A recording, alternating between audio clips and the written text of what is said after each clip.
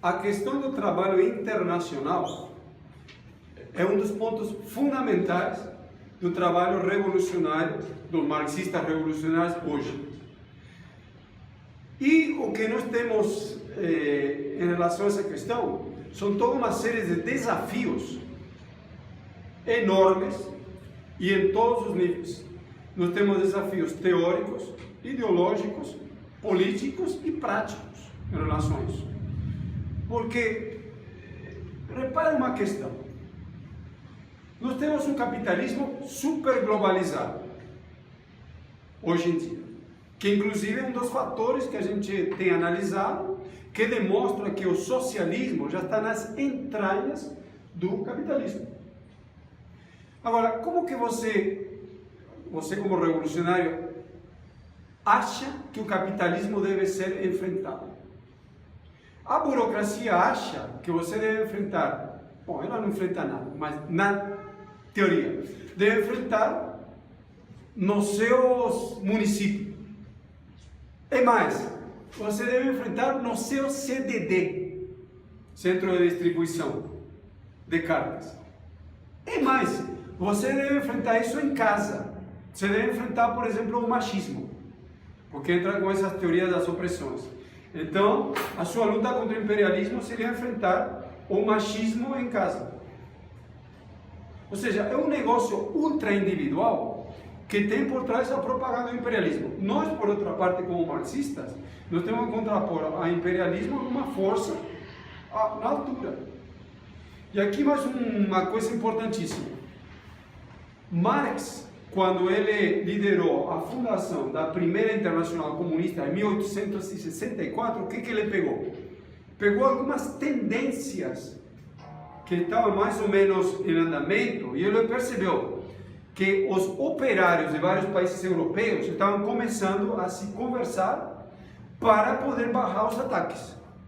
E agora nós temos uma oportunidade de um desafio, porque a vida é assim, né? É dialética. Toda oportunidade é um desafio e todo desafio é uma oportunidade. Que é a questão da Venezuela, por exemplo.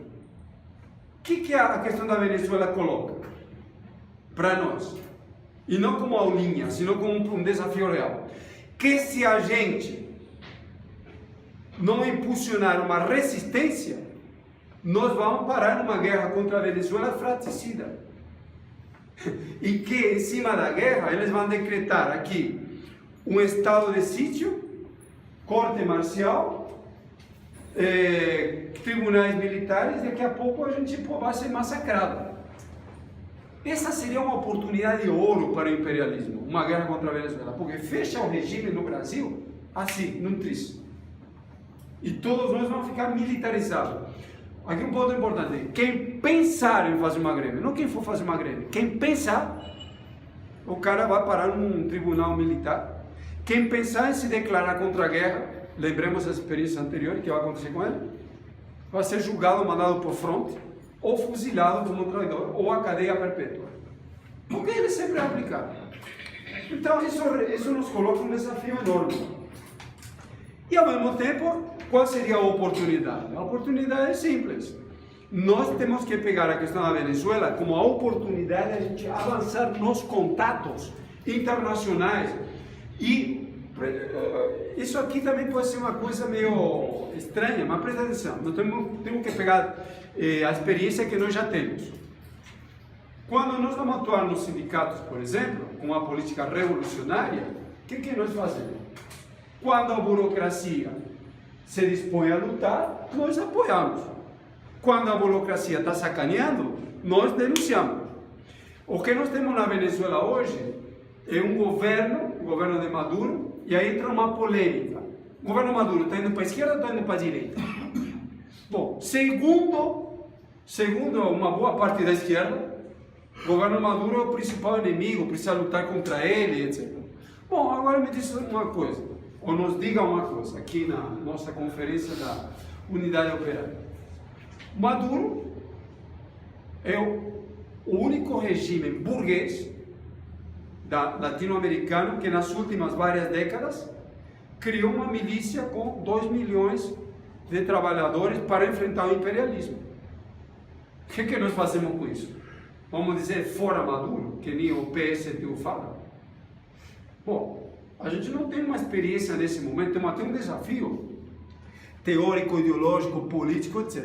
Mas está óbvio que isso não podemos encontrar isso aí. Maduro teve um vídeo que quando eu assisti aquilo, fiquei até meio que chocado com o que ele falou. Ele falou assim: estão tentando invadir a Venezuela. E ele colocou declarações do Mourão. E falou assim: Mourão, você é louco na cabeça. Falou desse jeito. Porque aqui nós vamos te esperar. Vem você mesmo dar o golpe de Estado, não sei o quê. Porque aqui vamos te esperar com milhões de venezuelanos armados para defender a nossa pátria. E a Venezuela não é qualquer país. A Venezuela é a pátria de quem? De Bolívar. A pátria do general Sucre. A pátria de vários generais ligados ao povo venezuelano que libertaram 5 países da América do Sul: Colômbia, Panamá, Equador, Peru. O general Sucre foi um grande libertador que ele se encontrou no Peru com o general argentino San Martín. Então eles têm uma tradição de luta de séculos. Lembrando que na Venezuela aconteceu a primeira luta de massas contra o neoliberalismo em 1989, quando aqui nem sequer tinha começado. Tudo isso precisa considerar, né? Então nós temos esse desafio que estão tentando nos levar para a guerra, e ao mesmo tempo temos a oportunidade de fazer contatos com grupos que estão lutando na Venezuela seriamente contra o imperialismo, contra a guerra,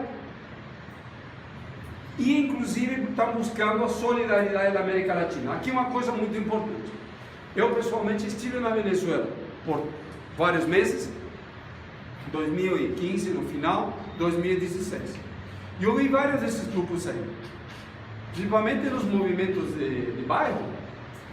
Existe uma coisa chamada coletivos, que seria como associações de bairro bem mais amplas. E o que me chamou a atenção? Vários deles são, não que seja radicalizados, são ultra radicalizados, e alguns deles estão armados. Tudo bem que uma parte deles, em cima da crise toda, porque o chavismo não é uma coisa só, tem um monte de chavismo, sabe? E uma parte deles, eles estão radicalizados em cima do controle dos programas sociais. O governo venezuelano entrega 40% do orçamento para programas sociais. Se de uma hora para outra haver um golpe franquista, o que vai acontecer? Vai ter um enfrentamento feroz ali. O povo não vai entregar isso assim de mãos beijadas, isso está na cara. Então existe todo um burburinho na Venezuela, em um estágio bem mais alto do que está aqui. E aí entra um desafio até ideológico, teórico, em todos os níveis, que é o seguinte: quais são os nossos principais contatos na Venezuela? Nós, por exemplo, nós reivindicamos a Trotsky, mas não de uma maneira papista, ou de uma maneira religiosa. Nós reivindicamos tudo aquilo onde a gente considera que o Trotsky teve grandes contribuições. Da mesma maneira, bom, em outro nível, mas nós consideramos, por exemplo, que outros revolucionários tiveram grandes contribuições, como, por exemplo, Rosa Luxemburgo, até o próprio Che Guevara.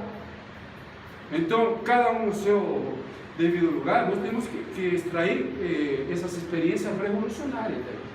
Só que os nossos contatos, por exemplo, na Venezuela, os que estão mais próximos, nós estamos cometendo uma espécie de pecado mortal para um trotskista puro, tipo esse PSTU que se diz trotskista. Os contatos, por exemplo, são stalinistas, quase todos eles. Tem alguns que reivindicam o Enver Hoxha. Enver Hoxha foi o líder da revolução da Albânia, que era stalinista roxo, inclusive. Outros são maoístas. Então, como lidar com isso? Os contatos trotskistas que a gente tem, a maioria são ultrapobres. Não dá para levar isso em consideração. tem uma política reacionária, de direita. Veja o PSTU, por exemplo. Vários grupos do PSOL. E a maioria são diletantes ao extremo. Está ali só para conversar. Nós estamos fazendo aqui, não para conversar, para ter papo. Bem, a gente não precisava fazer um esforço brutal que a gente faz, que nem quando vocês vão nos correios lá panfletar, 5 horas da manhã. Ou quando a gente ia 3 horas da manhã no bairro do Floresval. Ou seja, nós somos gente de ação. Então o que está colocado aqui? Que nós precisamos, em primeiro lugar, ultrapassar uma série de dogmas, né? Aprender um pouco, ler mais profundamente a história revolucionária e colocar pontos de junção para a ação. Então, nesse sentido, o que nós temos? 3 grandes frentes de luta nesse momento. Frente número 1, nós precisamos atuar em escala internacional para contrapor o imperialismo numa política que aglutine os revolucionários. E aí vai chegar gente de tudo que é lado. Chega um cara que reivindica a Enver Roja, mas quer lutar, o que eu faço com ele? Vou dizer não, porque eu sou trotskista. É absurdo. Eu tenho que ter uma frente onde todo mundo que queira lutar contra o imperialismo lute. Então, uma frente anti-imperialista de luta. Eu falei do bairro Floresval do Vargem Grande, na época que a gente estava lá na defesa contra as remoções, nós colocamos na luta pastores evangélicos fanáticos, que não deixavam entregar o boletim na igreja dele. E lá no bairro dele tem, não sei se 1 ou 2 igrejas por rua, e daquela mais reacionária possível. Só que religião é um negócio, um alívio, que o Max falou. Aqui é a mesma coisa. Então nós não temos experiência internacional, mas nós temos experiência que nós podemos transferir esse negócio. Quem lutar contra o imperialismo, nós temos que estar juntos. Na frente única operária, mesma coisa. E na luta, o que acontece? Nós temos que ir construindo um programa que nos coloca um desafio até teórico enorme. Por exemplo, 2, 3 coisinhas e já estou nos finalmente, para ir a gente entendendo. A última vez que foi teorizada a questão da frente única anti-imperialista foi em 1921, no 3º Congresso da Internacional Comunista, e de uma maneira super primária, que eram as teses de Oriente, onde a Internacional Comunista estava falando sobre a China e a Índia, que eram países hiperatrasados. Depois disso, ninguém mais teorizou esse negócio de maneira revolucionária, sempre foi feito de maneira oportunista. Só que agora não temos uma realidade. Como defender a Venezuela? A gente agrupando os revolucionários, que em tese seria uma coisa meio estranha. Mas eles querem lutar. Bom, é um desafio ali para desenvolver. Questão da frente única operária. Como fazer para conter esses brutais ataques? Que se a gente não fizer alguma coisa séria, eles vão tratorar até o último ossinho do dedo do pé nosso e nos deixar morrendo de fome. Bom, precisamos ver como que a gente coloca os vários grupos operários para lutar. E aí entra a questão fundamental. Não dá para construir frente nenhuma se você não tem uma coluna vertebral. Se você não tem um grupo de revolucionários sérios, dedicados, estudiosos, cientistas, políticos, revolucionários, que consigam entender a realidade e estabelecer a política, você não consegue agrupar ninguém. Porque tudo isso aí definha logo. Frentes soltas definham no geral. Então a gente precisa colocar a questão da construção do Partido Operário. E aí entra uma discussão teórica também, até histórica. Se a gente for construir um partido em cima de amigos, tipo, somos 5, amanhã somos 6, somos 7, isso é uma seita, não um partido. Nós precisamos preparar para construir um partido capaz de dirigir milhões de trabalhadores. Como fazer isso? Bom, como está tudo implodido no Brasil e no mundo, no Brasil e no mundo não existe esquerda revolucionária no geral, só pequenos grupos. Na Venezuela tem alguns, em algum que outro país do sul da Ásia, super insignificante, tem algum outro, mas nos grandes centros não tem esquerda revolucionária em lugar nenhum, só pequenos grupos que nem o nosso. Então isso coloca nos coloca numa situação parecida como Marx estava na Primeira Internacional. Nós precisamos construir desde já um partido operário revolucionário internacional, desde já, a partir da situação criada na Venezuela. Então temos que ir lá defender a Venezuela, tentar impulsionar uma associação de defesa da Venezuela, e quem se destacar, quem for se aproximando na discussão política e na luta prática, não pode ser só blá blá blá, a gente tem que ir discutindo, que nem Marx discutiu na Primeira Internacional, a necessidade da criação do Partido Operário Mundial.